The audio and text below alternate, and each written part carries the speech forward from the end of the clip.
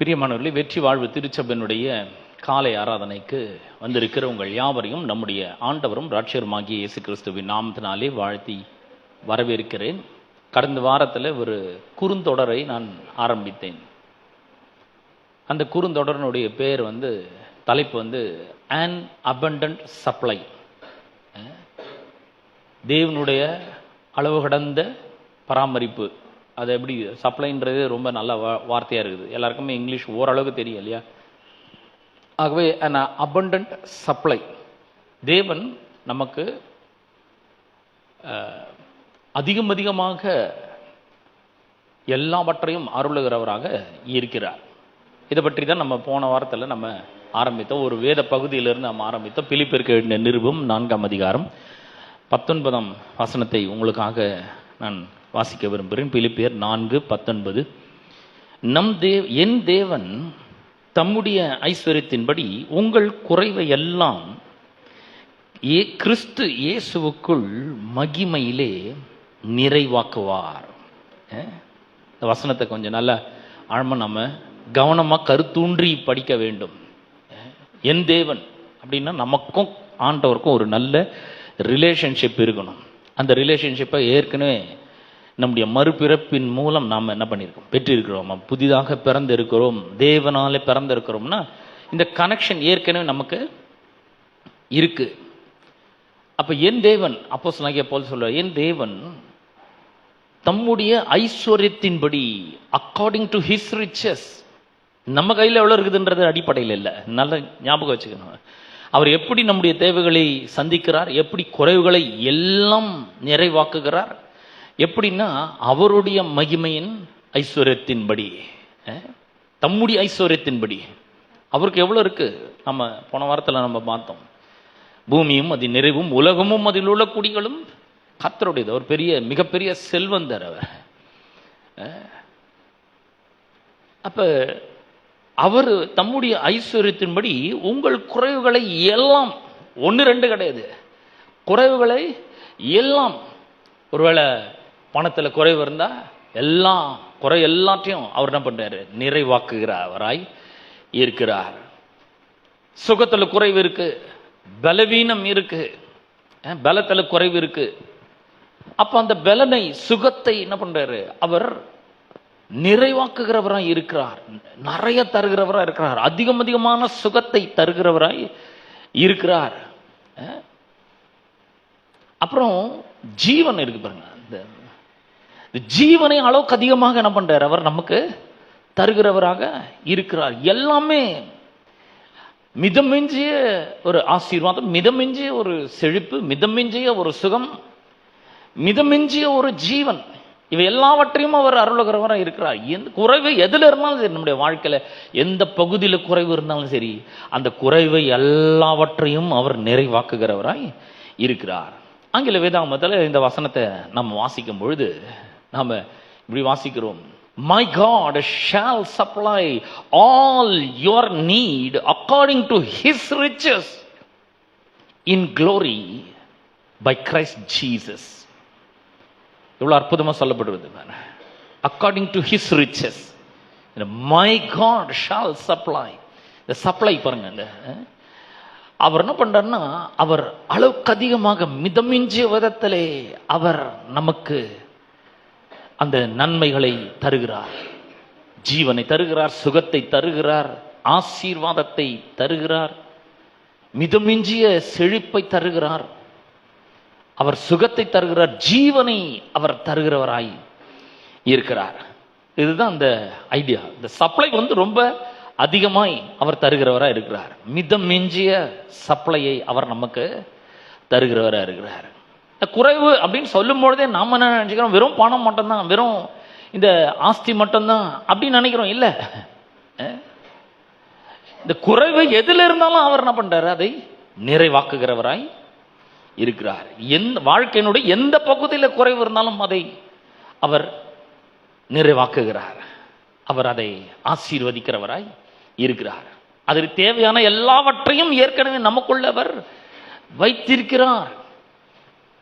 அப்ப இந்த இடத்துல ஒரு விஷயத்தை நான் உங்களுக்கு சொல்ல வேண்டும் என்று நான் விரும்புகிறேன். என்னன்னா, யோவான் 3:16 நாம இப்படி வாசிக்கிறோம். தேவன் தம்முடைய ஒரே பேரான குமாரனை விசுவாசிக்கிறவன் எவனோ அவன் கெட்டு போகாமல் நித்திய ஜீவனை அடையும்படிக்கு அவரை தந்தருளி இவ்வளவாய் உலகத்தில் என்ன பண்றாரு, அன்பு கூர்ந்தார்.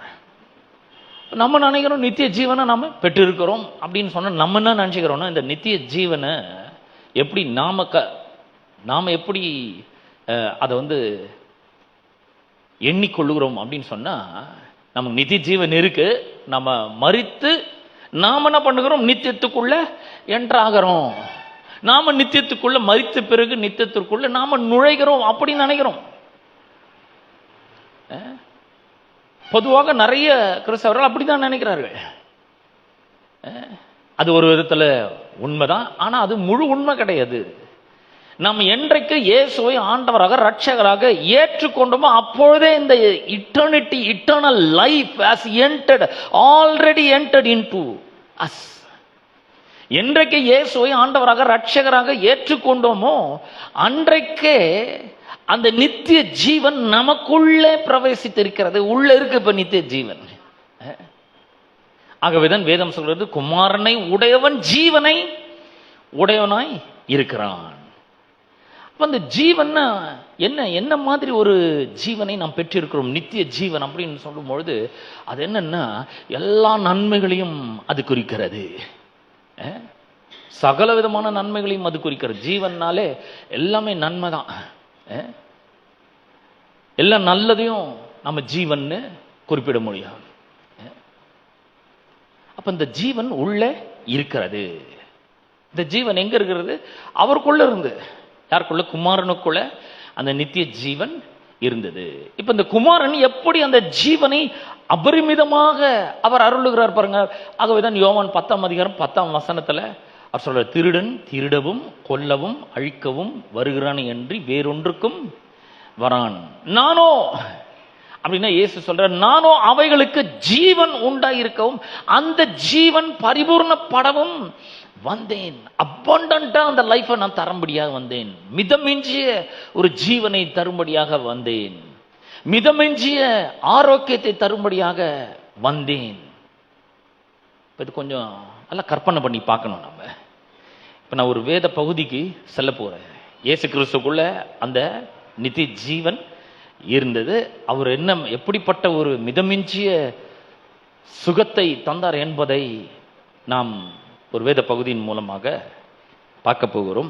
மார்க்கு சுவிசேஷம் 5ஆம் அதிகாரத்தை இருப்போம். மார்க்கு சுவிசேஷம் 5ஆம் அதிகாரத்தில் ஒரு சில வசனங்களை நாம் வாசிக்க போகிறோம்.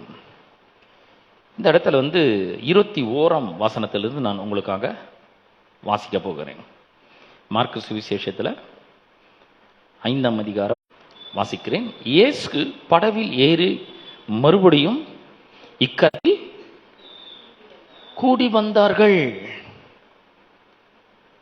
அப்பொழுது ஜெப ஆலய தலைவரில் ஒருவனாகிய யவீரு என்பவன் வந்து அவரை கண்டவுடனே அவர் பாதத்திலே விழுந்து, என் குமாரத்தி மரண அவஸ்தை படுகிறாள். பாருங்க, ஒரு யவீரு என்கிற ஒரு பாஸ்டர், ஜபாலய தலைவர், அவர் தான் லீடர். அவருடைய மகள் மரண அவஸ்தை படுகிறாள். மரண அவஸ்தைன்னு என்ன? she is about to die. இன்னும் கொஞ்ச நேரத்தில் உயிர் பிரிய போகுது. இப்போ நம்ம இப்போ வாடுற உலகத்துலன்னா எப்படி வச்சுக்கலாம்னா ஐசியூவில் வச்சுருக்காங்க. இப்போ அந்த மாதிரி ஒரு கண்டிஷன்.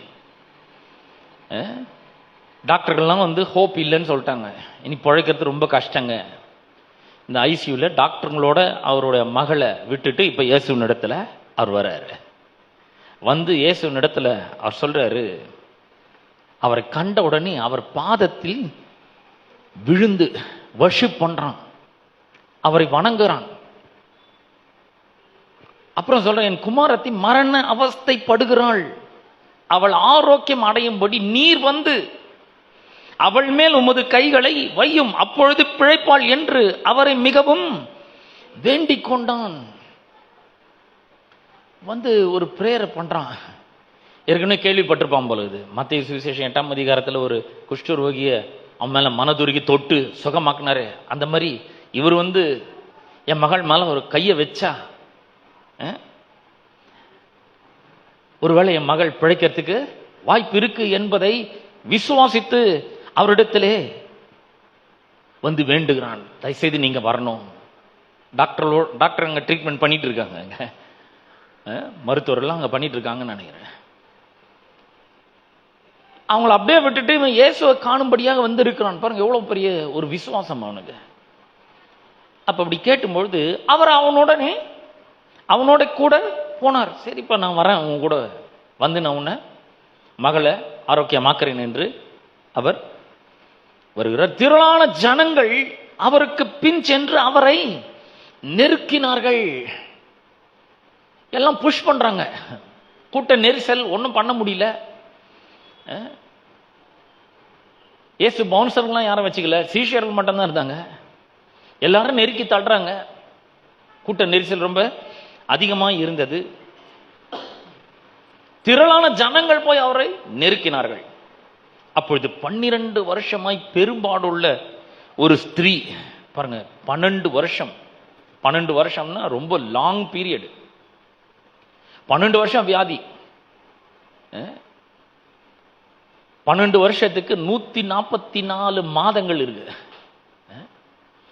அவ்வளவு மாதங்கள், 144 months. இன்னும் டேஸ் கணக்கு போட்டால் எவ்வளோ வரும்?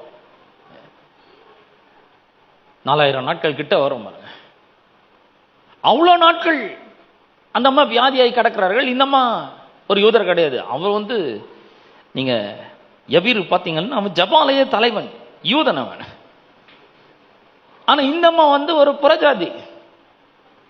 அந்த அம்மா யூதர்கள் கிடையாது, கவர்னன்ட் பீப்புள் கிடையாது. அந்த அம்மாவுக்கு 12 வருஷமாக உதிரப்போக்கு இருக்கிறது. 26ஆம் வசனம் சொல்கிறது, அநேக வைத்தியர்களால் மிகவும் வருத்தப்பட்டு தனக்கு உண்டானவர்களாம் செலவழித்தும் சற்றாகிலும் குணமடையாமல் அதிக வருத்தப்படுகிற பொழுது இந்த அம்மா போறாங்க, ஹாஸ்பிட்டல் போறாங்க, ட்ரீட்மெண்ட் எடுக்கிறாங்க. ஒரு டாக்டர் கிட்ட போறாங்க, அப்புறம் இன்னொரு டாக்டர் கிட்ட போறாங்க, இங்கிலீஷ் மருத்துவம் பண்றாங்க, அப்புறம் தமிழ் மருத்துவம் பண்றாங்க, வேற என்னென்ன மருத்துவம் இருக்கோ எல்லா மருத்துவத்தையும் அவங்க பார்க்கறாங்க. எல்லா மருத்துவர்களையும் போய் மீட் பண்றாங்க. கொஞ்சம் கூட சுகமே ஆகவே இல்லை. அது மட்டும் கிடையாது, வருத்தம் இன்னும் ரொம்ப அதிகமாக ஆகிறது. ரொம்ப அதிகமான வருத்தப்படுகிற பொழுது தனக்கு உண்டானவர்களெல்லாம் செலவழித்தும் சற்றாகிலும் குணமடையாமல் உண்டானதெல்லாம் விற்கிறாங்க. பாருங்க, ஒரு வியாதி வரும் பொழுது அது வீரியம் அடைந்து கொண்டே போறது. ஒன்று மாற்றி வந்துட்டே இருக்கு. பாருங்க, அது சும்மா விடாது, ஆளை கொல்ற வரைக்கும் விடாது. அந்த வியாதி வர்றதே ஒரு ஆளை க்ளோஸ் பண்றது தான். அதை நம்ம முற்றிலுமாக வெறுக்க வேண்டும். அப்ப இந்த வியாதிக்கு என்ன பண்றாங்க? அந்த அம்மாவுக்கு உண்டான எல்லாவற்றையும் செலவு செய்கிறார்கள். ஸ்கேன் எடுத்திருப்பாங்க, அப்புறம் எம்ஆர்ஐ எடுத்திருப்பாங்க, சிடி ஸ்கேன் எடுத்திருப்பாங்க, என்னென்னமோ இருக்கு பாருங்க, எல்லாமே எடுக்கிறாங்க. ஆனா கொஞ்சம் கூட சுகம் உண்டாகவில்லை. இன்னும் சொல்ல போனா பெயின் இன்னும் அதிகமாகுது, இன்னும் வேதனை அதிகமாகிறது, வருத்தம் அதிகமாகிறது. அந்த நேரத்தில் தான் இயேசுவை குறித்து அவள் கேள்விப்படுகிறாள். இயேசுவை குறித்து கேள்விப்பட்டு, நான் அவருடைய வஸ்திரங்களை ஆகிலும் தொட்டால் சொஸ்தமாவேன் என்று சொல்லி, ஆம்பிளிஃபைட் வேதாகமத்தில் எப்படி வரும்னா, she kept saying, அவள் திரும்ப திரும்ப சொல்லிக் கொள்ளுகிறாள். இயேசு வராரு, அவருடைய வஸ்திரத்தின் ஓரத்தை நான் தொட்டேன்னா கூட சொஸ்தமாவின்னு சொல்லி ஜனக்கூட்டத்துக்குள்ளே அவருக்கு பின்னாக அவருடைய வஸ்திரத்தை தொட்டாள். இதுல என்ன ஒரு பெரிய ஒரு அதிசயம் இருக்கு? இயேசு வந்தா இன்னைக்கு கூட தான் எவ்வளவு ரஷ்ஷா இருந்தாலும் நானும் ஜனங்க நடுவில் புகுந்து அவருடைய வஸ்திரத்தின் ஓரத்தை தொடுவேன் நான். இதுல என்ன பெரிய ஒரு காரியம் இருக்கிறது என்று நம்ம ஒருவேளை கேட்கலாம். ஆனா இங்க முக்கியமாக கவனிக்க வேண்டியது என்னன்னா, இயேசு வாழ்ந்த காலத்திலே, இந்த ஸ்திரீ வாழ்ந்த காலத்திலே இப்படிப்பட்ட ஒரு உதிரப்போக்கு இருக்கிற ஒரு ஸ்திரீ, அவள் தொட்டா தீட்டு எல்லாருக்கும் ஒட்டிக்கும். அவள் வெளியே வரக்கூடாது, சமுதாயத்துக்குள்ள வரவே கூடாது. ஆனா இந்த அம்மா என்ன பண்றாங்க, விசுவாசத்துல ஒரு பெரிய ரிஸ்க் எடுக்கிறார்கள். she takes a risk in her faith. விசுவாசிக்கிறாங்க, விசுவாசிச்சுட்டே இருந்தா போதாது, இந்த விசுவாசத்துல ஒரு ரிஸ்க் எடுக்கணும். நாம கூட பாருங்க, இன்னைக்கு விசுவாசத்துல ரிஸ்க் எடுக்கிறதுக்கு தயங்குறோம். விசுவாசிக்கிறோமா? ஆமா விசுவாசிக்கிறோம். வசனத்தை கன்ஃபஸ் பண்றோமா? ஆமா வசனத்தை கன்ஃபஸ் பண்ணிட்டே இருக்கிறோம், சொல்லிட்டே இருக்கிறோம். ஆனா அதுக்கப்புறம் ஒண்ணு இருக்கு, we have to take a risk in faith. Risk எடுக்கிற அளவுக்கு நம்ம விசுவாசிக்கிறவர்களாக இருக்க வேண்டும்.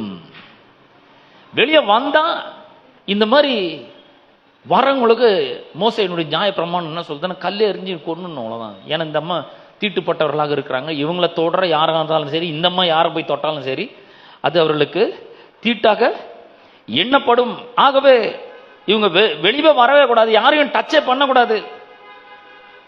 இந்த அம்மா ஒரு பெரிய ரிஸ்கை எடுக்கிறார்கள். எதுல அப்படின்னு சொன்னா, அவங்க அன்கிளீன் அப்படின்னு அசுத்தமானவர்கள் அப்படின்னு அர்த்தம். அப்ப இங்க நம்ம ரொம்ப விசுவாசிக்கிறோம், ஆனா ரிஸ்க் எடுக்கிறோமான்றத நம்ம பார்க்கணும். அது ரொம்ப முக்கியம். நம்ம ஏதோ ஒரு வியாதிக்காக டாக்டர் கிட்ட போறோம், டாக்டர் நிறைய காரியங்களை சொல்றாங்க பாருங்க.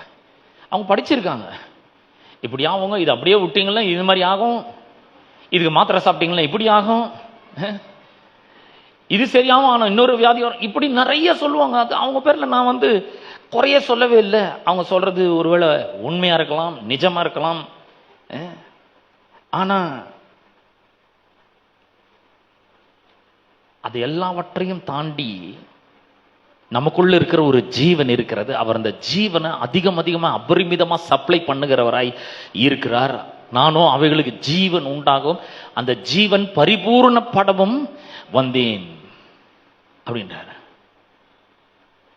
அந்த ஜீவனை மிதமிஞ்சிய விதத்திலே நமக்கு கொடுக்கும்படி அவர் வருகிறார். இப்ப இங்க யவீரனுடைய மகள் பார்த்தீங்கன்னா 12 வருஷம். இந்த அம்மா இந்த பெரும்பாடு பார்த்தீங்கன்னா அதுவும் 12 வருஷம் தான். இந்த அம்மா இயேசுவை தொடுகிறார்கள். யூத கலாச்சாரத்திலே இது ஒரு பெரிய ஒரு குற்றமாக கருதப்படுகிறது. இந்த அம்மா இயேசுவை தொட்டா இயேசுவும் செரிமோனியலி அன்கிளீன் ஆயிடுவார். ஏன்னா லா அப்படிதான் சொல்லுது, நியாய பிரமாணம் அதுதான் சொல்லுகிறது. ஆனா உண்மை என்னன்னா, சத்தியம் என்னவென்றால், இயேசுவை தொட்டவர்கள் சொஸ்தமாகிறார்கள். இயேசு யாரை இப்ப தொடுறாங்களோ அவங்களும் சொஸ்தமடுகிறார்கள். இது நமக்கு எதை காண்பிக்கிறது? நியாய பிரமாணத்தை காட்டிலும் ஜீவன் ரொம்ப ரொம்ப பெருசு என்பதை நமக்கு காண்பிக்கிறது. ஹல்லேலூயா. லைஃப் இஸ் கிரேட்டர் தேன் லா. இந்த மிதமிஞ்சிய ஜீவன் என்ன பண்ணுகிறதுனா, இந்த 12 வருஷம் வியாதியை, வருத்தத்தை, வேதனையை அது நீக்குகிறது, சுகமாக்குகிறது. எப்படின்னா, அவர் நம்முடைய எல்லா அசுத்தங்களையும் எல்லா வியாதிகளையும் அவர் சுமந்து தீர்த்து இருக்கிறார். இந்த எவ்வளவு ஒரு அற்புத சுகத்தை அவர்கள் பெற்றுக்கொள்கிறார்கள் என்பதை நாம் கவனித்து பார்க்க வேண்டும் என்று சொல்லி, ஜனக்கூட்டத்துக்குள்ளே அவருக்கு பின்னாக அவருடைய வஸ்திரத்தை தொட்டாள். உடனே அவர்களுடைய உதிரத்தின் ஊரல் நின்று போயிட்டு அந்த வேதனை நீங்கி ஆரோக்கியம் அடைந்ததை அவள் தன் சரீரத்தில் உணர்ந்தாள். திடீர்னு சரீரத்தில் ஒரு பெரிய மாற்றம். பெயின் நின்று போயிடுது, வேதனை நீங்குகிறது, வலி நீங்குகிறது.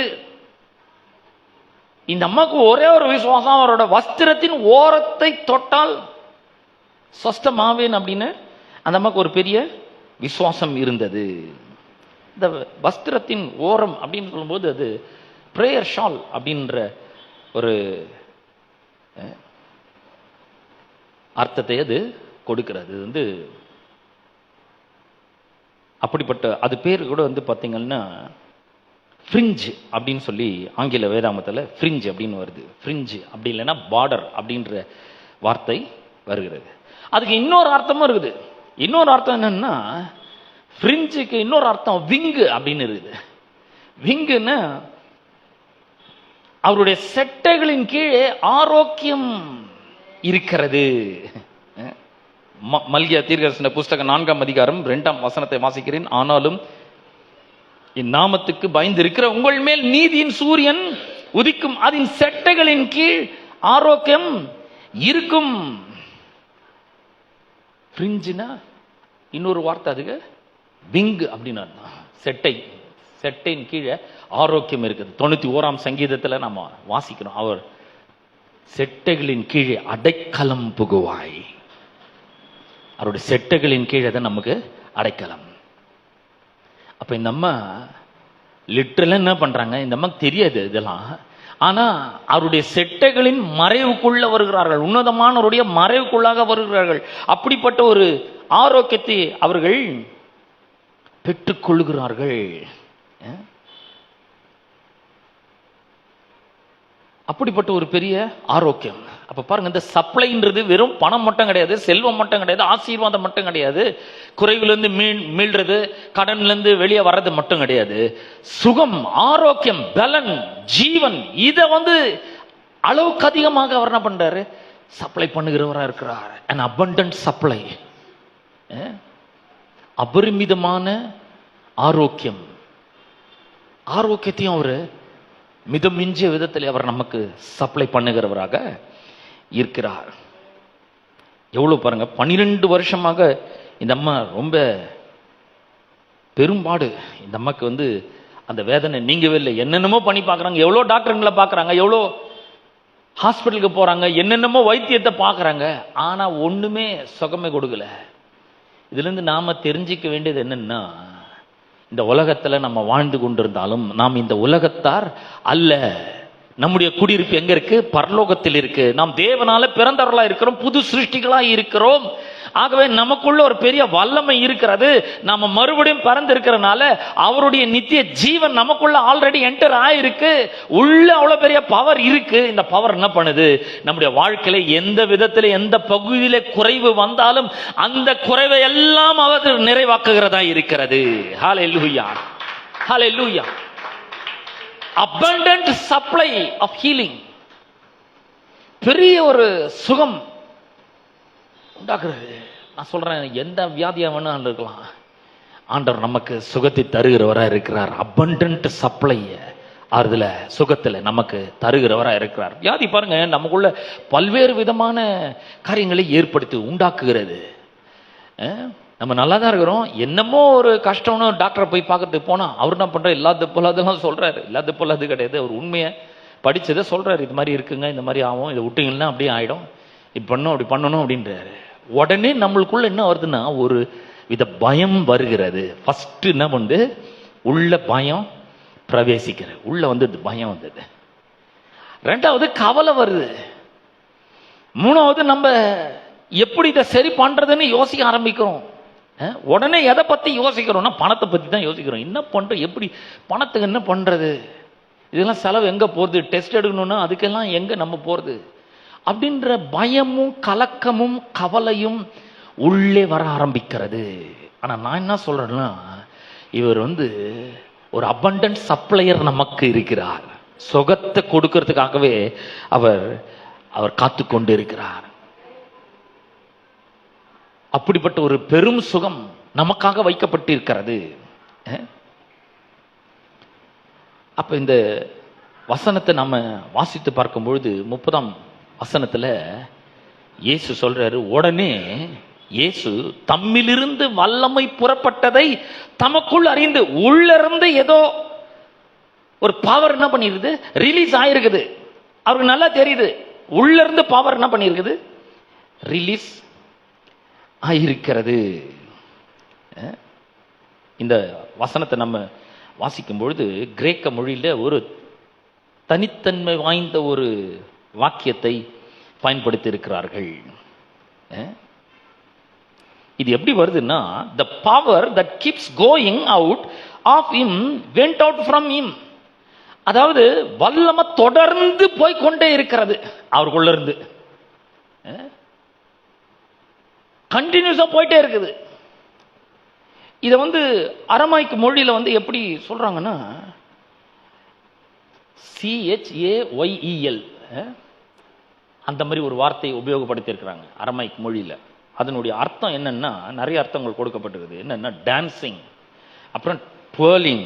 ட்வர்லிங்னா மூமெண்ட், டான்சிங்னா என்ன, குதிச்சு ஆடுறது அந்த மாதிரி. அப்புறம் பார்த்தீங்கன்னா வைப்ரேஷன். இந்த வைப்ரேஷன் நமக்கு நல்லா விளங்குது, டான்ஸும் நமக்கு நல்லா விளங்குது.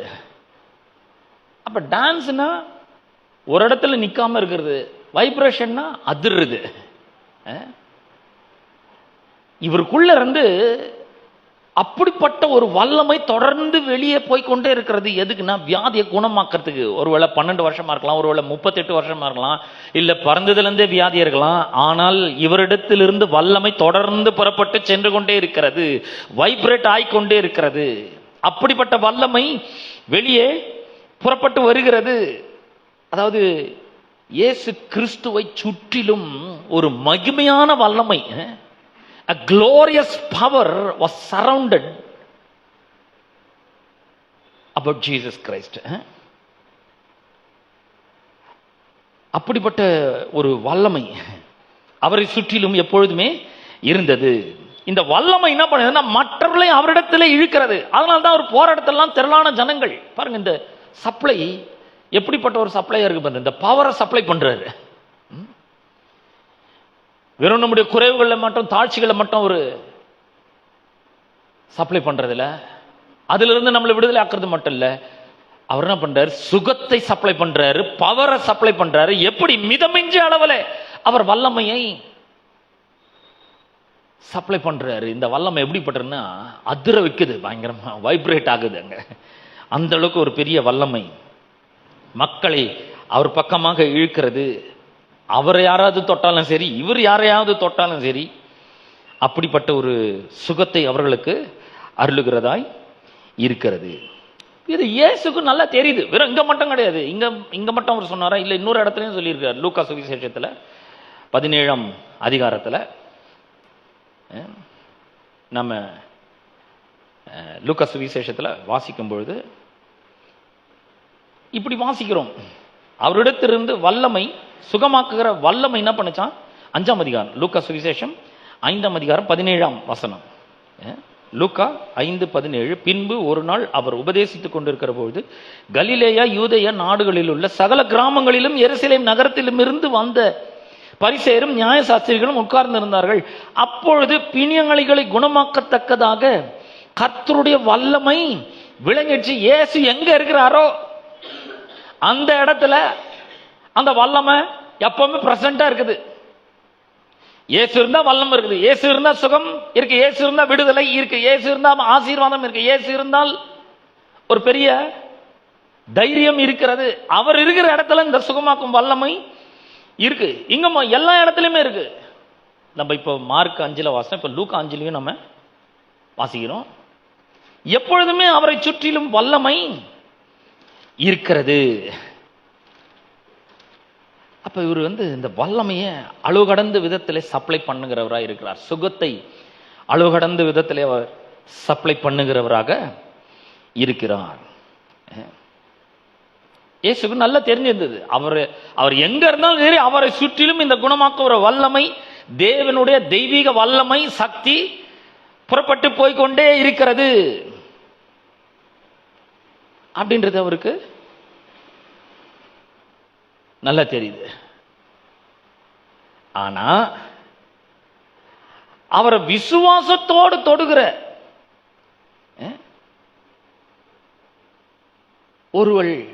ஒருவளுக்கு உள்ள அந்த வல்லமை போனதை அவரு கண்டுபிடிக்கிறார். அவளுக்குள்ள மட்டும்தான் போச்சு. எவ்வளவு பேர் இயேசுவை தொட்டாங்க, யாருக்குள்ள இந்த வல்லமை இயேசு தெரியுது. வல்லமை எப்பவுமே புறப்பட்டு போயிட்டே இருக்குது, சுகமாக்குற வல்லமை விளங்கி கொண்டே இருக்கிறது. அந்த இயேசு எந்த இடத்துல இருக்காரோ அங்க அந்த வல்லமை இருக்கிறது. ஆனா அவ்வளோ திரளான கூட்டத்தில் ஒரு அம்மாவுக்கு மட்டும்தான் அந்த வல்லமை, அந்த ஒரு அம்மாக்குள்ள மட்டும்தான் அந்த வல்லமை போனது.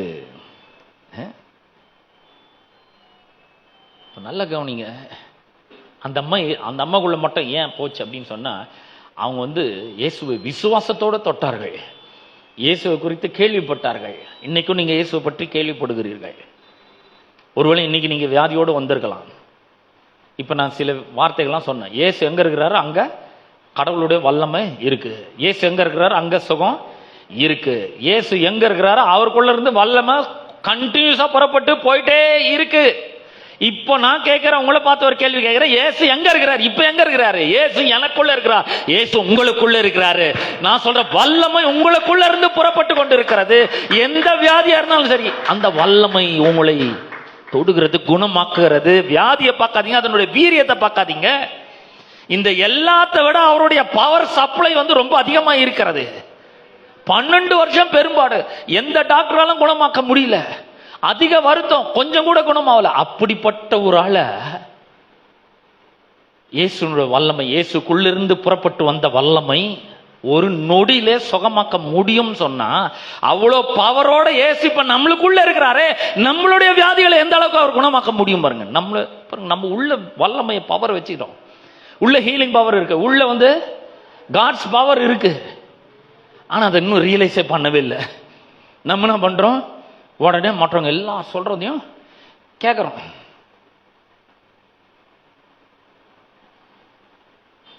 மற்றவங்க சொல்றது நமக்கு ரொம்ப பெருசா தெரியுது. இப்ப பாருங்க, நான் ஒரு முக்கியமான காரியத்தை நான் இங்க சொல்ல போறேன். இது திரும்பி என்ன வஸ்திரங்களை தொட்டது யார் அப்படின்னு கேட்டாரு. ஜனங்களுக்கு சீஷர்கள் கேட்குறாங்க, இவ்வளோ பேர் நெருக்கி அடிச்சிட்டு இருக்காங்க, தொட்டது யார்? எல்லாம் தான் தொடுறாங்க. இது நான் புதுசா கேட்குறீங்க, யார் தொட்டது? எல்லாருமே உங்களை தொட்டுன்னு தான் இருக்கிறாங்க அப்படின்னு. இதை செய்தவளை காணும்படி அவர் சுற்றிலும் பார்த்தார். தன்னிடத்தில் சம்பவித்ததை அறிந்த அந்த ஸ்திரீயானவள் பயந்து நடுங்கி அவர் முன்பாக வந்து விழுந்து உண்மையெல்லாம் அவருக்கு சொன்னாள். பாருங்க, சொஸ்தமானா இந்த சுகத்தை பெற்றுக்கொண்டு அப்படியே போயிடக்கூடாது. நிறைய பேர் அப்படி பண்றாங்க. இன்னைக்கு கூட நிறைய பேர் சுகமாவது, ஆனா அப்படியே போயிடுறாங்க. சிலர் தான் சாட்சி சொல்றாங்க. இதை ஏன் கொஞ்சம் கற்பனை பண்ணி பாருங்க. இப்ப இந்த அம்மா சுகத்தை பெற்றுக்கினாங்க, இயேசுக்கு தெரியுது, என்கிட்ட இருந்து வல்லமை புறப்பட்டு போகுது, யாரோ ஒருத்தருக்கு சுகம் ஆயிருக்குது அப்படின்னு தெரியுது. அவருக்கு தெரியும் யாருக்குன்ட்டு. ஆனா இந்த அம்மா சைலண்டா வந்த வழி அப்படியே மெதுவா பின்னாடி போய் அப்படியே இந்த கூட்டத்துல இருந்து மறைஞ்சு போயிருந்தா, இன்னைக்கு நமக்கு இந்த கதை கிடைச்சிருக்குமா? இந்த சம்பவம் நமக்கு கிடைச்சிருக்குமா? தெரிஞ்சிருக்குமா? அதனாலதான் இயேசு கேக்குறாரு. முதல்ல சுகத்தை பெற்று ஆண்டவர்கிட்ட இருந்து எதை பெற்றாலும் என்ன பண்ணணும்? நன்றி நிறைந்த இருதயத்தோடு அவருக்காக சொல்லணும், அவர் நாம மகிமைக்காக சொல்லணும். எல்லா உண்மையும் சொல்றோம். ஆமாங்க, 12 வருஷம் ரொம்ப பெரிய படாது பாடுபட்டுன்னு இருந்தேன், சரியே ஆகலைங்க. எவ்வளோ டாக்டருங்க பார்த்தேன், நிறைய பணம் செலவு பண்ணேன், உண்டானதெல்லாம் வித்தேன், கொஞ்சம் கூட சுகம் இல்லை. ஆனால் நிறைய அது வியாதி நிறைய ஆயிடுச்சு. ஆனால் நான் உம்மை பற்றி கேள்விப்பட்டேன், இப்படி நான் நினச்சிக்கினேன், உள்ள சொன்னேன், அவருடைய வஸ்திரத்தின் ஓரத்தை தொட்டால் கண்டிப்பா சொஸ்தம் ஆவேன்னு எனக்கு ஒரு பெரிய நம்பிக்கை வந்துச்சு, விசுவாசம் வந்துச்சு, தைரியம் வந்துச்சு. அதனால துணிச்சலா நான் தொட்டேன்.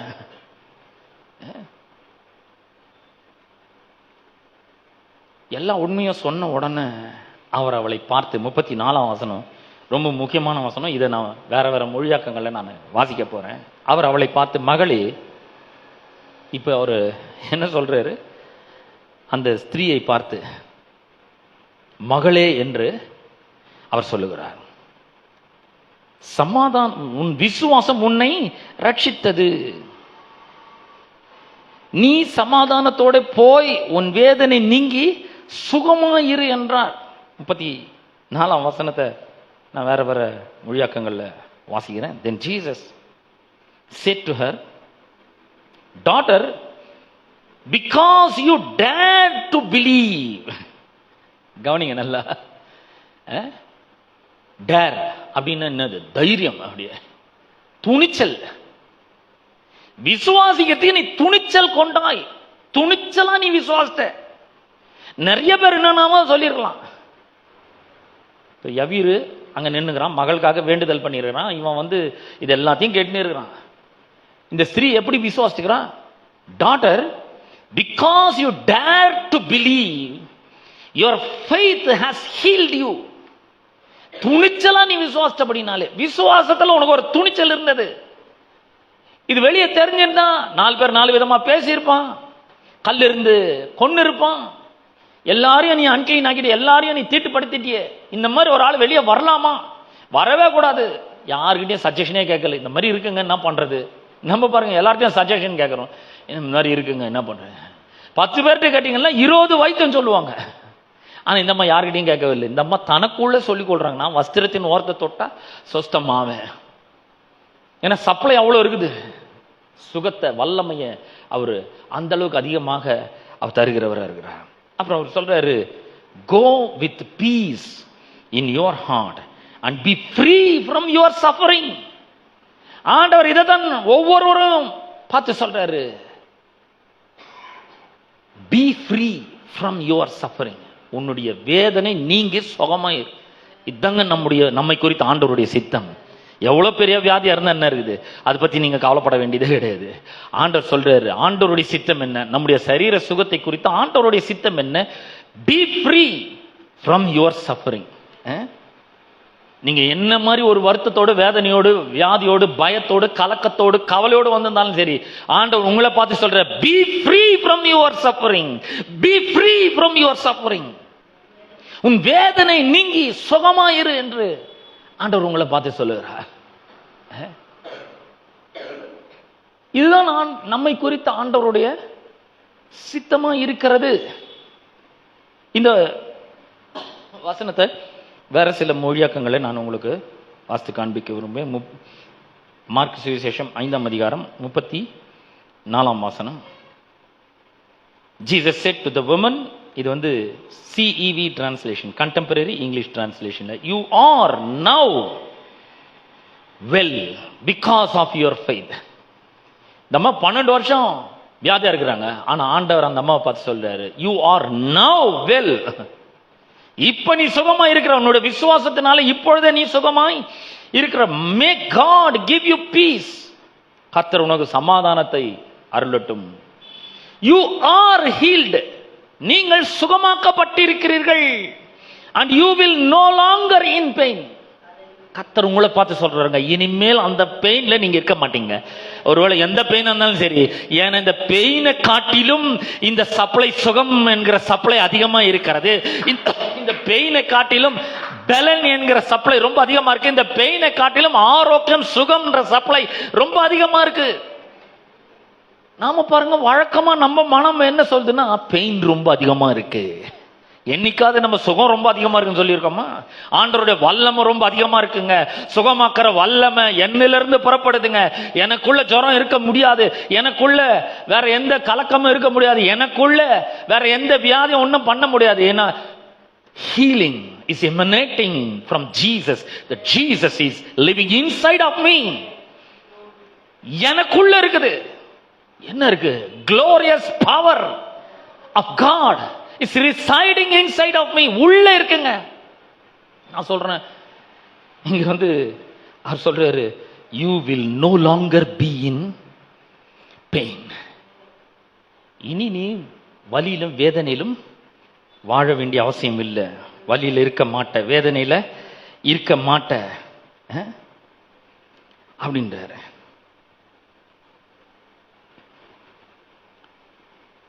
இதே வசனத்தை ஈஸி டு ரீட் வெர்ஷன்ல உங்களுக்காக நான் வாசிக்கிறேன். 34ஆம் வசனத்தை உங்களுக்காக வாசிக்கிறேன். He said to her, dear woman, you are made well because you believed. Go in peace. You will not suffer anymore. Absolutely, you will not suffer anymore. இனிமேல் நீங்க சஃபரே பண்ண மாட்டீங்க. வியாதியில வருத்தமே பட மாட்டீங்க. அந்த கஷ்டத்தை இனிமேல் நீங்க பட மாட்டீங்க. Go in peace. ஏன் சொன்ன? You are made well because you believe. நீ விசுவாசித்தபடியால் சுகமாக்கப்பட்டாய். எத்தனை பேர் சொல்லுங்க, நான் விசுவாசிக்கிறேன். பயங்கரமான சுகம், பலன், அபரிமிதமான சுகமும் பலனையும் அவர் எனக்கு சப்ளை பண்ணுகிறவரா இருக்கிறார். He is an abundant supplier of everything, whatever we need. அவர் சப்ளை பண்றாருங்க. வெறும் பொருளாதார செழிப்பு மட்டும் கிடையாது, சுகத்தை அந்த அளவுக்கு அவர் ரொம்ப அதிகமா சப்ளை பண்ணுகிறவரா இருக்கிறார். இன்னைக்கு வந்து சுகமா இருக்கிறவங்களுக்கு வந்து இந்த சுகத்தினுடைய மேன்மையும் அருமையும் தெரியறதே கிடையாது. ஆனா ஒன் டே நீங்க ஒரு ஹாஸ்பிட்டலுக்கு போய் பாருங்க, அத்தனை விதமான வியாதிகள், பலவிதமான வியாதிகள், வேதனைகள், வருத்தங்கள். சிலர் பார்த்தீங்கன்னா அப்படியே தப தப தபான்னு ஓடுவாங்க. என்னன்னா என்னமோ ஒரு எமர்ஜென்சி, பாவம் என்ன நடக்கிறது தெரியல. ஆனா நான் சொல்றேன், இந்த இயேசு இவ்வளவு வல்லமையுடையவராக இருக்கிறார். அவர் நமக்குள்ள இருக்கிறார். அவர் சுகத்தை எமினேட் பண்ணிக்கொண்டே இருக்கிறார். Power of God emanate from him always. The power of God, glorious power of God keeps on going out of him. Wherever he goes, the power of God goes. Power went off from him. அவருக்குள்ள இருந்து தான் இந்த வல்லமை. கொஞ்சம் சிந்திக்கணும் பாருங்க. நம்ம விடக்கூடாது. வியாதி வந்தாக்கா நம்ம அப்படியே அதை தடவை கொடுத்து வச்சுக்கவே கூடாது. முதல்ல விரட்டி அடிக்கணும் அதை. அப்ப இங்க இவருங்க இப்படி சொல்றாரு. இந்த மெசேஜ் டிரான்ஸ்லேஷன்லையும் உங்களுக்கு நான் வாசிச்சிடுறேன். ஏன்னா அதுவும் ரொம்ப நல்ல அருமையா இருக்கு. மெசேஜ் டிரான்ஸ்லேஷன்ல இதே வசனத்தை 34ஆம் வசனத்தை உங்களுக்காக நான் வாசிக்க விரும்புகிறேன். 5:34. Jesus said to her, "Daughter, you took a risk of faith." நான் சொன்னேன் இல்லையா, விசுவாசத்துல ஒரு பெரிய ரிஸ்க் எடுத்திருக்கிற நீ. இப்போ நான் சொல்றேன் பாருங்க, சும்மா நார்மல் லைஃப் வாழறதுக்காக கடவுள் நமக்குள்ள வாசம் பண்ணல. நம்ம ஒரு எக்ஸ்ட்ராடினரி லைஃபை வாழ வேண்டும், சூப்பர் நேச்சுரல் லைஃபை வாழ வேண்டும். ஆண்டவர் சொல்றாரு, "My daughter, you took a risk of faith and now you are healed and whole." நம்ம எடுக்கணும் இந்த ரிஸ்க். ஹலோ, அந்த அம்மாக்கு இயேசு வெளியே இருந்தாரு. இப்ப இன்னைக்கு இயேசு நம்மளுக்குள்ள இருக்கிறாரு. அவங்களே அந்த அளவுக்கு ரிஸ்க் எடுக்கும் போது நம்ம எவ்வளவு எடுக்கணும் ரிஸ்க்? ஹலோ, ரிஸ்க் எடுங்க விசுவாசத்துல. நான் சொல்றேன், ஒன்னும் கட்டு போயிடாது, ஒன்னும் தோத்து போயிடவே மாட்டோம், ஒன்னும் நமக்கு நஷ்டமே அடைய மாட்டோம். நம்ம என்ன பண்ணுவோம்? சுகம் அடைவோம், அவ்வளவுதான். ஆரோக்கியம் அடைவோம், பலன் அடைவோம், ஜீவன் அடைவோம். ஏன்னா அவருக்குள்ள இருந்து வல்லமை புறப்பட்டு போகுது, அவருக்குள்ள இருந்து சுகம் புறப்படுகிறது. அவர் இப்ப நமக்குள்ளதான் இருக்கிறாரு. ஆமென்.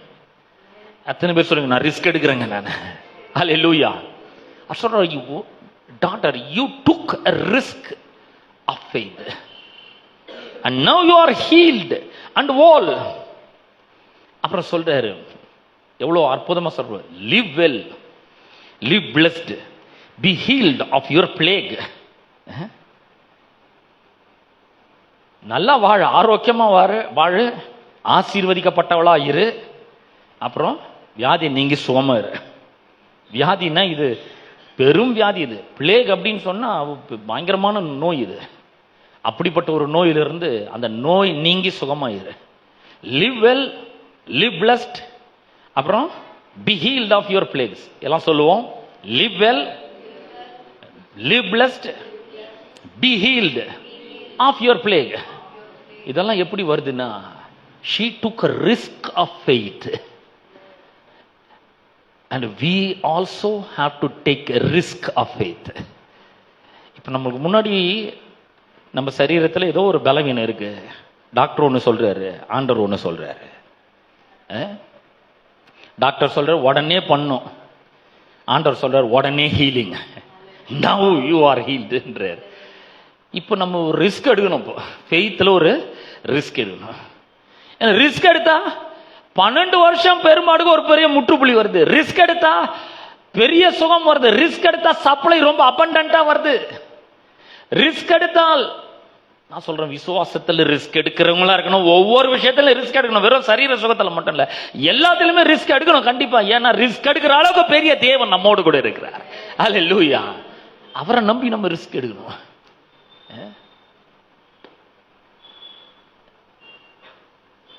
என்னன்னா ஆடுங்க, ஆண்டவர் என் கூட இருக்கிறாரு. அவர் ஒரு நாளும் பொய்யுறாத தேவன். அவர் சொல்கிறார், you are healed, live well, live blessed, be healed of your plague என்று அவர் சொல்லி இருக்கிறார். அதனால் நான் இனிமேல் பிளேக்ல இருக்க மாட்டேன். எனக்கு அது கிடையாது. அவர் உள்ள இருக்கிறாரு. அவர் உள்ள இருக்கிறாருன்னா எனக்குள்ளதான் அந்த பவர்லாம் இருக்கு, எமினேட் ஆயிட்டே இருக்கு. இப்ப என்ன பண்ணும், இதை டெய்லி சொல்லணும். நான் ஆண்டவரால சுகமாக்கப்பட்டவள், எனக்காக சுகத்தை அவர் சம்பாதிச்சு வச்சிருக்கிறாரு. சுகத்தை சப்ளை பண்றாரு, குளோரியஸ் பவரை சப்ளை பண்றாரு. இந்த power supply uninterrupted power supply. அது தங்கு தடையின்றி வல்லமை உள்ள இருந்து புறப்பட்டு வந்து கொண்டே இருக்குது. தங்கு தடையின்றி சுகம் உள்ள இருந்து வந்து கொண்டே இருக்குது. நான் சொல்றேன், இப்ப பிரசங்கம் பண்றேன், இந்த நேரத்திலேயே உங்களோட சரீரத்துல சுகத்தை நீங்கள் அனுபவிக்க முடியும். ஆமென், ஹalleluya. The plague will be removed. The plague is removed. The pain will be no longer in your body. நான் சொல்றேன், சுகம் உண்டாகும் கண்டிப்பா. நான் சொல்ல, அவர் சொல்லுகிறாருங்க, அதீத சுகம், அபரிமிதமான சுகம். அப்படிப்பட்ட ஒரு சுகத்தை அவர் தருகிற தேவனா இருக்கிறார். எத்தனை பேர் விசுவாசிக்கிறீங்க? இயேசு வெளியே இருந்து அந்த இயேசுவை போய் தொட்டாலே அவ்வளோ பெரிய சுகம் உண்டாச்சுன்னா, அவ்வளோ சப்ளை அதிகமாக இருந்துச்சுன்னா, இப்போ அவர் நமக்கு உள்ள இருக்கிறாரு. எவ்வளோ வல்லமை இருக்குது உள்ள. ரியலைஸ் பண்ணுங்க ஒவ்வொரு முறையும். சும்மா நார்மல் லைஃபா வாழ்ந்துன்னு இருக்கக்கூடாது. விசுவாசத்தில் ஒரு ரிஸ்க் எடுக்க ரெடியா இருக்கணும். எத்தனை பேர் ரெடி? நான் ரெடியா இருக்கிறேன் ரிஸ்க் எடுக்கிறதுக்கு. ரிஸ்க் எதுல ஒண்ணு எடுக்கிறதுக்கு ரெடியா இருக்கேன். ஆண்டவரை நம்பி ரிஸ்க் எடுக்கிறேன். நான் சொல்றேன், ரிஸ்க் எடுத்த ஒரு ஆள் கூட ஃபெயிலியரே ஆகல, எல்லாமே பாஸ் தாங்க. சரீரத்தில் பெரும் சுகம் தான். சரி, அப்படியே நம்ம கீழே வாசிட்டே வரலாம். இதெல்லாம் நடந்துனே இருக்கும்பொழுது 35ஆம் வசனம், அவர் இப்படி பேசி கொண்டிருந்த இருக்கையில் ஜெபாலை தலைவனுடைய வீட்டிலிருந்து சிலர் வந்து, உம்முடைய குமாரத்தி மரித்து போனால் இனி ஏன் போதகரை வருத்தப்படுத்துகிறீர்கள்? எல்லாம் முடிஞ்சிச்சுங்க, போயிட்டா பொண்ணு. நான் நினைக்கிறேன், அங்கே விட்டு வந்த டாக்டர்ஸ் தான் வந்திருப்பாங்கன்னு நினைக்கிறேன். அங்கே மருத்துவரோட பொண்ணை விட்டு வந்துடும். ஏன்னா மரண தருவாயில் இருக்கும்போது இந்த அப்பா அங்கேருந்து இவ்வளோ தூரம் இயேசுவை பார்க்கறதுக்கு வரணும்னா சும்மா வர முடியுமா? எல்லா அரேஞ்ச்மெண்ட்டும் பண்ணிட்டு தான் வந்திருப்பார் அவர். ஏன்னா ஒரு நல்ல தகப்பன், ஏன்னா சுகமாகணும், மகள் சுகமாகணும்னு விரும்புறாரு. மரண அவஸ்தையில் இருக்கிறா, ஆனால் அவள் சுகமாகணுன்றது விரும்புறா. எங்கே போனால் சுகம் கிடைக்கணும் அவருக்கு தெரிஞ்சுது. நிறைய அவரும் கேள்விப்பட்டிருப்பாரு. இப்போ நேரம் இயேசு கிட்ட வராருன்னா அங்கே அந்த அந்த நிலைமையில பொண்ணை விட்டு வர முடியுமா? அப்ப அங்க ஏற்பாடு பண்ணிட்டு தான் வந்திருப்பாரு. மறிச்சிட்டான்றத ஒரு வேலைக்காரன்ட்ட சொல்லி அனுப்ப முடியாது. அதனால டாக்டரே வந்திருப்பாருன்னு நான் விசுவாசிக்கிறேன், நம்புறேன். நான் டாக்டர் வந்து விட்டுருங்க, போய் சேர்ந்தாச்சு, எல்லாம் ஆக வேண்டிய காரியத்தை கவனிப்போம். அவர் ஏன் தொந்தரவு பண்றீங்க? லேட்டா வந்து ஆகி போச்சு. குமாரத்தி மரித்து போனாள் அப்படின்ற இந்த வசனத்தை நான் தமிழ்ல வேற மொழியாக்கத்தில் உங்களுக்காக வாசித்து காண்பிக்க வேண்டும் என்று விரும்புகிறேன். தமிழ்ல இதை வாசிக்கிறேன். 35ஆம் வசனத்தில் நான் வாசித்தேன். இப்போ நான் உங்களுக்கு 35யும் 36ஐயும் வேற ஒரு மொழியாக்கத்தில். இயேசு பேசி கொண்டிருக்கையில் ஜெபாலய தலைவன் யவீருவின் வீட்டிலிருந்து சிலர் வந்து அவனிடம், உமது மகள் இறந்து விட்டாள், இனிமேலும் ஏன் போதகருக்கு தொந்தரவு கொடுக்கிறீர்கள் என்றார்கள். 36ஆம் வசனம், அவர்கள் சொன்னதை இயேசு பொருட்படுத்தாமல், நல்ல கவனிங்க, இயேசு பொருட்படுத்தாமல் ஜெபாலய தலைவனிடம், பயப்படாத, விசுவாசம் உள்ளவனாய் மட்டும் இரு என்றார். பாருங்க எப்படி இருக்கு பாருங்க இந்த வார்த்தைகள்லாம். இது வந்து இலங்கை லகு மொழிபெயர்ப்புன்ற ஒரு மொழிபெயர்ப்புல இருந்து நான் உங்களுக்கு வாசிக்கிறேன். போதகரை ஏன் தொந்தரவு? போதகருக்கு இனிமேல ஏன் போதகரு அப்படின்னா, இனிமேல் நடக்கிறது ஒண்ணுமே கிடையாதுங்க. டெத் செட் ஆயிடுச்சாங்க. குமாரத்தி மரித்துட்டாள், இனிமேல் அவர் உயிரோட வரவே முடியாது, இறந்து விட்டாள், தொந்தரவு கொடுக்காதீங்க அப்படின்னும் பொழுது அவர்கள் சொன்னதை இயேசு பொருட்படுத்தவில்லை. அப்புறமா அவங்க சொன்னதை பொருட்படுத்தாதது மட்டும் இல்ல, இந்த ஜெபாலய தலைவன் யவீருவை நோக்கி சொல்றாரு, பயப்படாத, பயப்படாத, விசுவாசம் உள்ளவனாய் மட்டும் இரு. இப்ப பாருங்க, நம்ம கூட இந்த விசுவாசத்துல ஒரு ரிஸ்க் எடுக்கும்பொழுது அவனும் ரிஸ்க் எடுத்து தான் வந்துக்கிறான். மகள் அங்க மரண தருவாயில விட்டுட்டு இங்க இயேசுவின் இடத்துல வந்திருக்கிறான். அவனும் ரிஸ்க் எடுத்து தான் வந்துக்கிறான் விசுவாசத்துல. இப்ப இவன் வந்து இங்க வந்து இயேசுவின் இடத்துல பேசிட்டே இருக்கும்பொழுது வந்துனே இருக்கிறார் இயேசு, அவங்க கூட வந்துனே இருக்கிறார். நடுவில் இந்த மாதிரிலாம் நடக்குது. எல்லாம் ரிஸ்க் எடுத்து வரும்பொழுது சிலர் இந்த மாதிரிலாம் வந்து சொல்றாங்க, அவள் தாங்க எல்லாம் முடிஞ்சிச்சுங்க, அப்படின்றாங்க. நாம கூட விசுவாசத்துல ஒரு ரிஸ்க் எடுக்கும் பொழுது நிறைய பேர் நிறைய சொல்லுவாங்க. ஹலோ, அதை கேட்கும் போது உள்ள என்ன நடக்கும்னா உள்ள பயம் வரும். உள்ள பயம் வரும். அப்ப இயேசு இந்த அந்த யபீருவை பார்த்து சொல்றாரு, பயப்படாதப்பா, நீ ஆரம்பத்தில் விசுவாசம் நான் அவன் மேல கைய வச்சா அவ சுகமாவா அப்படின்னு நீ நம்பின பத்தியா, விசுவாசத்தை பத்தியா, அதுலயே உறுதியா இரு, பயப்படாத. விசுவாசம் உள்ளவனாய் மட்டும் இரு. அந்த விசுவாசத்தோட வேற எதுவும் சேர்க்க விடாத. தொடர்ந்து விசுவாசிச்சுட்டே இரு, தொடர்ந்து நம்பிக்கொண்டே இரு, தொடர்ந்து வார்த்தையை பற்றி கொண்டே இரு, தொடர்ந்து நான் என் மகள் பிழைப்பான்னு சொல்லிக்கொண்டே இரு சொல்றாரு. விசுவாசம் உள்ளவனாய் மட்டும் இரு. விசுவாசம் உள்ளவனா இருன்னா என்ன அர்த்தம் அப்படின்னு சொன்னா, நம்ம பல வசனங்கள்ல வாசிக்கிறோம். உதாரணத்துக்கு 2 கொரிந்தியர் 4:13 நாம இப்படி வாசிக்கிறோம். பவுல் விசுவாசத்தை பத்தி சொல்றாரு. என்ன சொல்றாருன்னா, விசுவாசித்தேன் ஆகையால் பேசினேன் என்று எழுதியிருக்கிறபடி. அப்ப அந்த விசுவாசம்னா என்னன்னா, ஆண்டவருடைய வார்த்தையை பேசுறது நல்ல நம்பிக்கையோட, விசுவாசத்தோட, உறுதியோட, அசைவில்லாமல். என்ன நடந்தாலும் சரி, கண்ணில் பார்க்குற விதத்தில் என்ன நடந்தாலும் சரி, காதில் கேட்குற விதத்தில் என்ன நடந்தாலும் சரி, உறுதியாக இருக்கிறது. முதல்ல சொன்னல என் குமாரத்தி பிழைப்பாள்னு சொன்னல. இப்போ ஒருத்தர் சொல்றாங்க, உன் குமாரத்தி மரித்து போய்விட்டாள்னு சொல்றாங்க. இப்போ நீ எதை நம்ப போற? அன்னைக்கு சொன்னிய, முன்னாடி கொஞ்சம் ஒரு சில மணி நேரத்துக்கு முன்னாடி சொன்னிய பிழைப்பாள்னு சொன்னிய, அதே நம்பு, அதே உறுதியா விசுவாசி. பாருங்க, இந்த செத்து போயிட்டாவ, மரித்து போய் விட்டாள், இதுக்கப்புறம் உயிரோட வருவாள்ன்றது யாருக்குமே நம்பிக்கையே இருக்காது. ஆனா இயேசு சொல்றாரு, விசுவாசம் உள்ளவனாய் மட்டும் இரு, பயப்படாதே. அப்ப நான் சொல்றேன், விசுவாசிக்கும் பொழுது பயம் கண்டிப்பா வரும். விசுவாசத்துல ஒரு ரிஸ்க் எடுக்கும் பொழுது பயம் கண்டிப்பா வரும். ஐயோ, ஒருவேளை இப்படி ஆயிடுமோ, ஒருவேளை அப்படி ஆயிடுமோ. பிசாசு வெளிப்புறமா பயங்கரமான தாக்குதல்களை தொடுப்பான், மாம்ச பிரகாரமாக நம்மளை சிந்திக்க வைப்பான். மாம்ச பிரகாரமாக நம்மை சிந்திக்க வைப்பான். அப்ப நாம சொல்றோம், வேதம் சொல்லுகிறது மாம்ச சிந்தை. மாம்ச சிந்தை என்னது? மாம்ச சிந்தை என்னது? மரணம். நமக்கு என்ன சிந்தை இருக்கணும்? ஜீவனின் சிந்தை இருக்க வேண்டும். ஜீவனின் சிந்தையோ ஆவியின் சிந்தை இருக்க வேண்டும். ஆவியின் சிந்தையோ ஜீவனும் சமாதானமா. இவ்வளவு அற்புதம் பாருங்க. அப்ப இங்க முதல்ல அந்த அம்மாவுக்கு அவ்வளோ பேர் 12 வருஷம் பெரும்பாடு. அவருக்குள்ள பவர் போன, குளோரியஸ் பவர் போச்சு, மகிமையான வல்லமை புறப்பட்டு போச்சு, சுகமாக்கிற வல்லமை புறப்பட்டு போச்சு, சொஸ்தமாக்கிடுச்சு.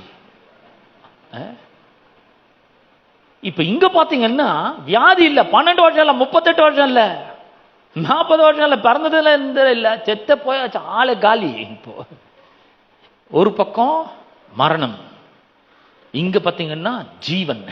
இயேசு சொல்றாரு, பயப்படாத, விசுவாசம் உள்ளவனாய் மட்டும் இரு, இன்னும் அதையே பிடிச்சுக்கோ, நான் வரேன் அப்படின்னு என்ன பண்றாரு? அவர் வர்றாரு. ஜீவன் இந்த பக்கம் வர்றாரு, அந்த பக்கம் மரணம் செட் ஆயிடுச்சு.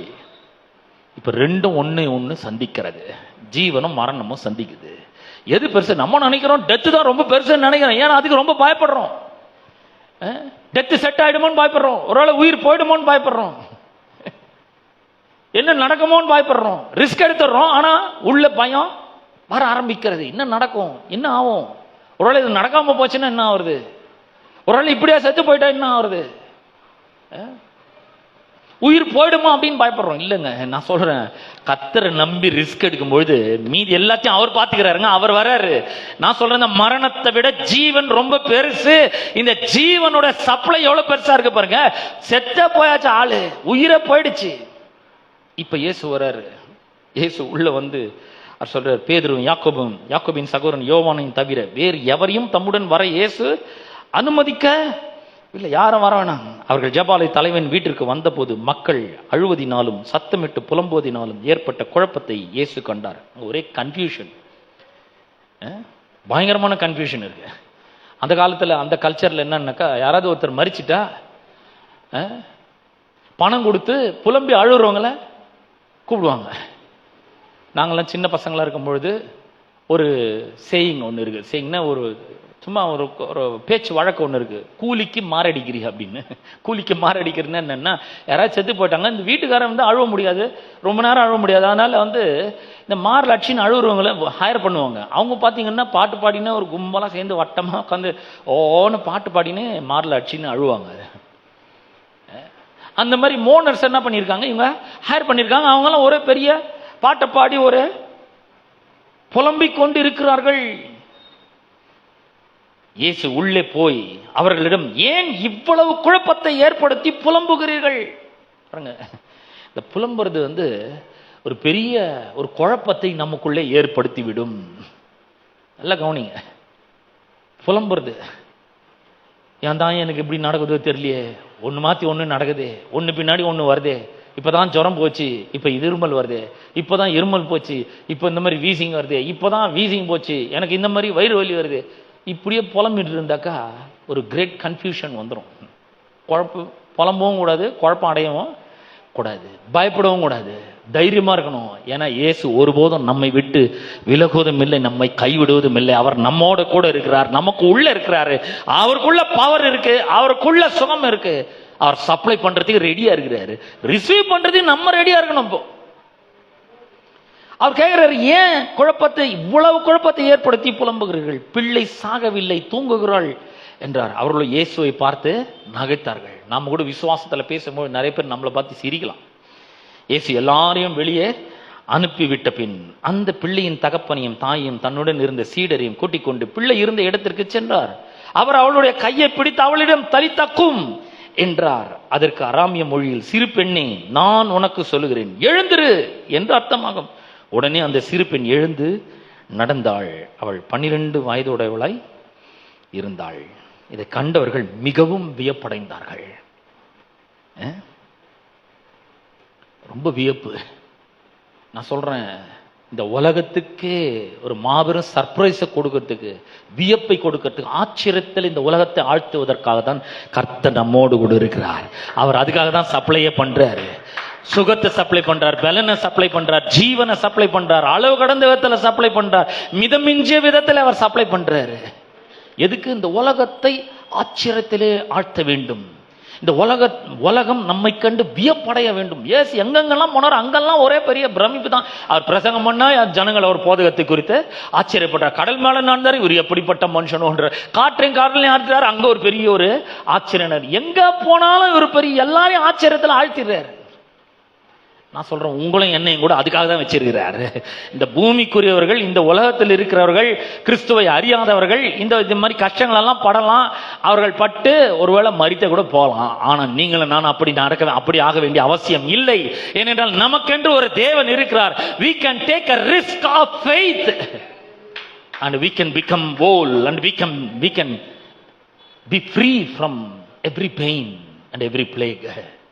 God is so good. கர்த்தர் மிகவும் நல்லவராக இருக்கிறார். நமக்கு வேண்டிய சுகத்தை அவர் உள்ளிருந்து நமக்குள்ளிருந்து அவர் கொடுக்க வல்லவராக இருக்கிறார். எப்படி? அது ட்ரேஸே இல்லாத அளவுக்கு, கொஞ்சம் கூட தடயமே இல்லாத அளவுக்கு அவர் அந்த சுகத்தை தர வல்லவராக இருக்கிறார். நான் சொல்றேன், இதை விசுவாசிங்க. அந்த அம்மா 2 காரியங்கள், 2 வார்த்தைகள் சொன்ன. Daughter, you dare to believe and you become bold. துணிச்சலா விசுவாசத்தண்ணி. இன்னைக்கு நமக்கு அந்த துணிச்சலை ஆவியானவர் தரணும். இப்போ நமக்கு வாழ்க்கையில் ரிஸ்க் எடுக்கிற துணிச்சல் வரணும். யார் வேணா என்ன வேணா சொல்லணும். இயேசு சொல்லிட்டாரு, அவங்க சொன்னதை பொருட்படுத்தாம இவனை பார்த்து சொல்ற, நீ பயப்படாத, நீ விசுவாசம் உள்ளவனை மட்டும் இரு, வேற எதையும் அது கூட சேர்த்துடாத, வேற எந்த எண்ணத்தையும் அது கூட கலக்கிடாத, குழப்பம் அடையாத, புலம்பாத. ஏன்னா சப்ளை ரொம்ப பெருசு. அக்கார்டிங் டு ஹிஸ் ரிச்சஸ், அவருக்குள்ள எவ்வளவு பெரிய ஜீவன் இருந்தது, அவருக்குள்ள எவ்வளவு சுகம் இருக்குதோ அதை அப்படியே கொண்டு வர்றாரு. நான் சொல்றேன், அவருக்குள்ள இருந்த சுகம் நமக்குள்ள வரும் பொழுது, அந்த சுகத்தை விசுவாசத்தோடு நாம் பெற்றுக்கொள்ளும் பொழுது வியாதியினுடைய ட்ரேஸே இருக்காது பாருங்க, கொஞ்சம் கூட இருக்காது. ட்ரேஸே இல்லாத அளவுக்கு அவர் நமக்கு சுகத்தை அளிக்க வல்லவராக இருக்கிறார். Because he is an abundant supplier. அவர் மிகச்சிறந்த குறைவுகளை எல்லாம் நிறைவாக்குகிறவராய் இருக்கிறார். மிதம் மிஞ்சிய விதத்திலே அவர் நிறைவை கொடுக்க வல்லவராக இருக்கிறார். வெறும் பணத்தில் மட்டும் இல்லை, சுகத்திலும் ஜீவனிலும் கூட அவர் அவ்வளவு பெரிய ஒரு சப்ளையை கொடுக்க வல்லவராக இருக்கிறார். எத்தனை பேர் விசுவாசிக்கிறீங்க? நான் சொல்றேன், உங்களுக்குள்ளதான் அவர் இருக்கிறார். குமாரன் எங்க உண்டோ அங்க விடுதலை உண்டு. உங்களுக்குள்ள அந்த டெலிவரன்ஸ் இருக்கு. வேற மாதிரி நம்ம யோசிக்கவே கூடாது. இப்ப என்ன பண்ணணும்? விசுவாசிக்கிறதுக்கு துணிச்சல் இருக்கணும். விசுவாசிக்கிறதுக்கு நம்ம ஒரு பெரிய ரிஸ்க எடுக்கணும்.